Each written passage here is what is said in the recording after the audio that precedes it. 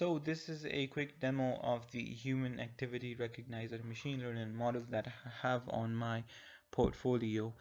So let's quickly get into it without further ado. We'll set a few things here and there to make this notebook work both on Google's Collaboratory and your local machine. So we'll set up some variables, mount your Google Drive, and that's all for that. Then if you don't have already XGBoost installed, you'll run this cell, otherwise you're fine. Then we'll import some basic libraries, and then we will have a quick review of the sklearn API. For that we will be using the iris dataset. We have imported it here. I'm not going to be running these cells to make this quicker. So this is a basic overview of the iris dataset.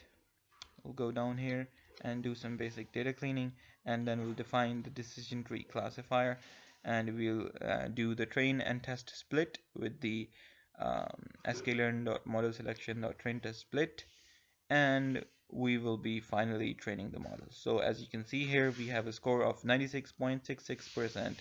Now this is the F1 accuracy of the model.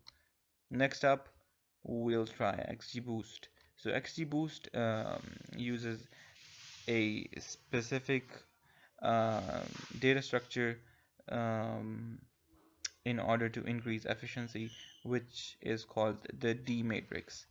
Now we will put the X train and the Y train arrays into the D matrix, and then we will set up the XGBoost parameters with an eta of 0.3, max depth of 3, objective of multi-class soft probability, and number of classes 3, because the iris dataset has 3 classes and 20 steps. Then we will train the model, and we will view the predictions, and we will grab the predictions in a best breeds variable, and we will print the accuracy, which is 100%. That's awesome. Okay, now let's get back to our original dataset. We will import it using pandas' readcsv method. As you can see, it has a lot of rows and a lot of columns. So basically the columns are, too much, 562. We'll do some data cleaning, and then we will invoke the readcsv function again to get the testing dataset here, sorry, the targets here, and then we will move the targets into a separate variable, and then we will define the model. Decision tree classifier, very basic. We'll fit the model and we'll see what we get. So as you can see, we have gotten an accuracy of, let me see, we are loading the test dataset, and we have an accuracy, behold, 78.2. We can do better than that, obviously. Let us try support vector machines with the same dataset. Model equals svc model.fit, and we have an accuracy of 91.6%. That's amazing. We save the model, and then we try XGBoost. Now, a quick spoiler here.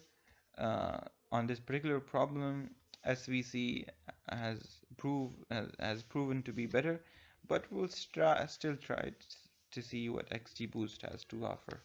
We'll set up the parameters and set up the steps to be 40, and set up the D matrices, and then we'll print the accuracy, which is 90.5, which is a wee bit less than the accuracy that SVMs had provided us. So that's all. I hope you liked this. See you in the next demo.